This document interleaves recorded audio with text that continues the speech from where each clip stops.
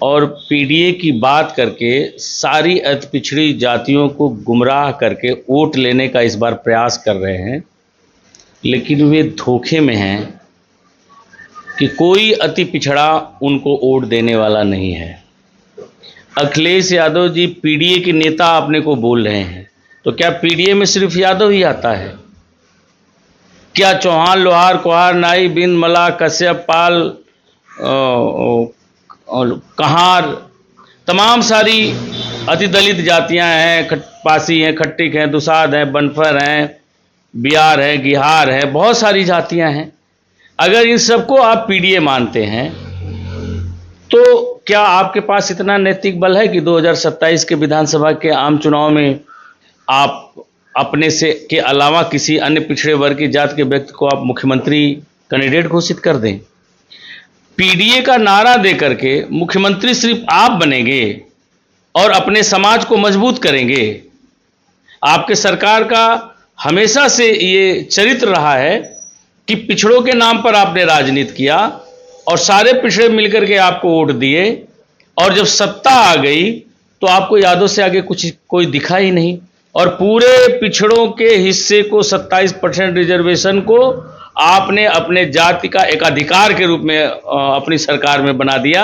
27% का रिजर्वेशन में 2% भी अति पिछड़ी जातियों के लोग नहीं ले पाते थे। सारे वैकेंसियों पर सारे अति पिछड़े वर्ग की जो वैकेंसी आती उस पर आपकी बिरादरी का कब्जा हो जाता था। अब जब आपका पिछड़े के नेता वाला ट्रम्प खत्म, मतलब अब वो मुद्दा अब आपके काम नहीं आ रहा है, तो पिछड़ी जातियों को ठगने के लिए एक नया मुद्दा, पीडीए का मुद्दा आपने निकाल दिया, और पीडीए कह करके लोगों को गुमराह कर रहे हैं। तो ये आप खुद भ्रम में हैं, आपको भ्रम में रहने की जरूरत नहीं है। एक भी अदर बैकवर्ड दलित आपको वोट देने 2027 के विधानसभा के चुनाव में नहीं जा रहा है, क्योंकि आपकी नीयत से वाकिफ है।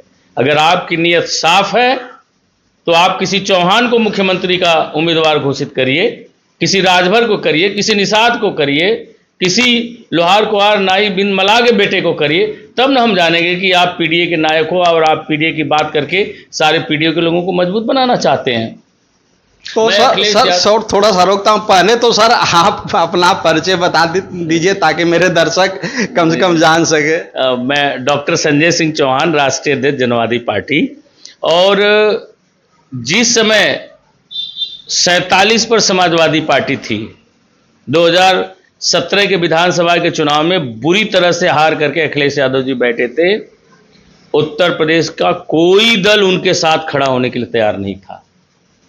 तब डॉक्टर संजय सिंह चौहान जनवादी पार्टी के नेतृत्व में बनारस में पहली एक बड़ी रैली में अखिलेश यादव जी को एज ए मुख्य अतिथि के तौर पर बुला करके जनवादी पार्टी ने अपने मंच पर ऐलान किया कि हम आपके नेतृत्व में सारे पिछड़ों को इकट्ठा करके 2022 के चुनाव में, आने वाले चुनाव में हम लोग पिछड़ों की सरकार बनाएंगे और अखिलेश यादव जी को मुख्यमंत्री बनाएंगे। आप 2019 में हमको 36 सीटें थी आपकी गठबंधन में, उसमें से एक सीट आपने हमको 36 में से एक देने का काम किया। कुछ कारणों से समाजवादी पार्टी भी उसमें एक कारण थी, समाजवादी पार्टी के बड़े नेता भी एक कारण थे जिससे मैं चुनाव हारा। कोई वो भी मेरे लिए बहुत विषय नहीं थे।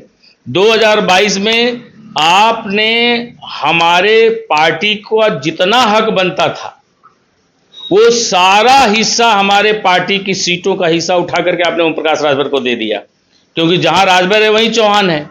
और जब राजभर आपके गठबंधन में आए तो संजय चौहान की सारी सीटें उठा करके आपने ओम प्रकाश राजभर को दे दिया, और हमें आपने समझाया कि संजय सरकार हमें और तुम्हें बनानी है, हम लोग सरकार बनाते हैं, उसके बाद जो लोग तुम्हारे लोग छूट जाएंगे हम सबको सरकार बनने के बाद एडजस्ट कर देंगे। हमारा उद्देश्य था भारतीय जनता पार्टी की सरकार को हटा करके पिछड़ों की सरकार लाना, लेकिन आपकी नीयत में खोट है। आप हमारे साथ रह करके भी हमारे दल और हमारे पार्टी और हमारे नेतृत्व को कमजोर करना चाहते थे। मैं तो ये सोच भी नहीं सकता था। 2022 में हमें आप विधानसभा का चुनाव भी नहीं लड़ने दिया। सारे गठबंधन के लोग विधानसभा का चुनाव लड़े, लोग विधायक बने। हमको आपने लगा दिया कि आपको चुनाव लड़ने की जरूरत नहीं है, एमएलसी का चुनाव आएगा आपको एमएलसी बना देंगे। और हमको विधानसभा भी नहीं लड़ने दिया, वरना मैं भी विधायक होता। आपने नहीं लड़ने दिया, हम विधायक